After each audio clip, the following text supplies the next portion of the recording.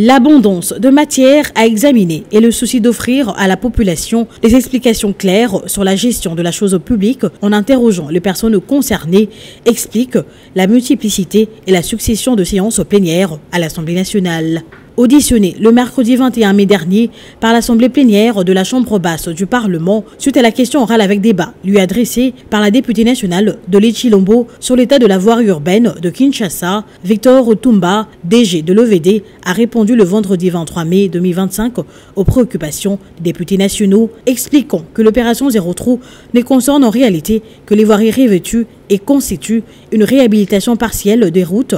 Dans ce cas, il est difficile de prévoir la durée de vie de l'infrastructure routière réhabilitée. En ce qui concerne la problématique des érosions, plusieurs paramètres entrent en ligne de compte. Il ressort de son tableau synthèse que sur 18 chantiers, seul un chantier et demi est achevé. Les coûts kilomètres pour les travaux en Algérie sont, pour les chaussées souples, c'est compris, c'est-à-dire l'asphaltage, c'est compris entre 860 000 $ et 950 000 $. Pour la chaussée rigide, c'est compris entre 1360 $ et 1600. Pourquoi ? Parce que quand vous prenez l'entreprise, lui réalise les bénéfices, il a les charges d'exploitation. Par contre, nous, la régie, nous ne réalisons pas les bénéfices. La main-d'œuvre, elle est payée. Mais ce qu'il faut signaler, nous avons un même marché. Intervenant à la suite des réponses du DG de l'OVD, le speaker de la Chambre basse du Parlement, le professeur Vitel Kéméré, qui s'intéresse à cette question qui touche au développement, invite les élus à un examen plus minutieux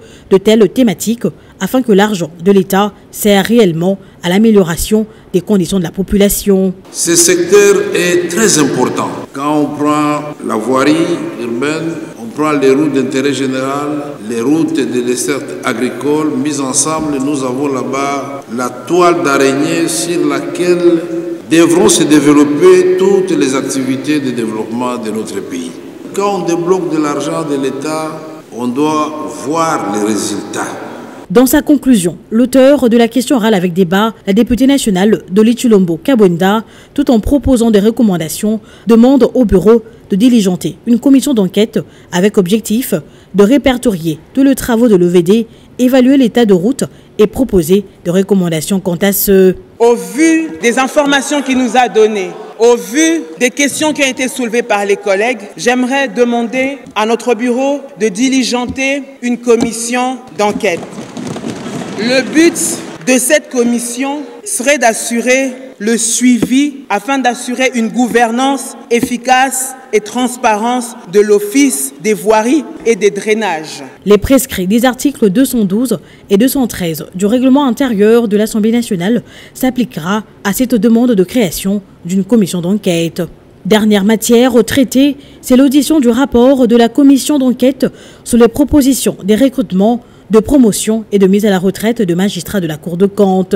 Il relève de ce rapport qu'au vu de nombreux problèmes, plaintes et doléances, du bras de fer entre le premier président de la Cour de compte et le procureur général, ne favorisant pas le bon fonctionnement de cette Cour, la Commission propose de ne pas émettre l'avis de l'Assemblée nationale sur cette demande de la Cour de compte en assortissant cela des 11 recommandations, 5 adressées à la Chambre basse et 6 à la Cour de compte. Il ressort, honorable président, de cette mission que la Cour des comptes est effectivement confrontée à des problèmes et des défis importants. Le rapport va les mentionner tous. Et devant la gravité des faits, honorable président, nous, Assemblée nationale, dont relève la Cour des comptes, nous avons deux postures à prendre. D'abord, nous pouvons nous comporter en procureur pour accuser, pour prendre toutes sortes de mesures.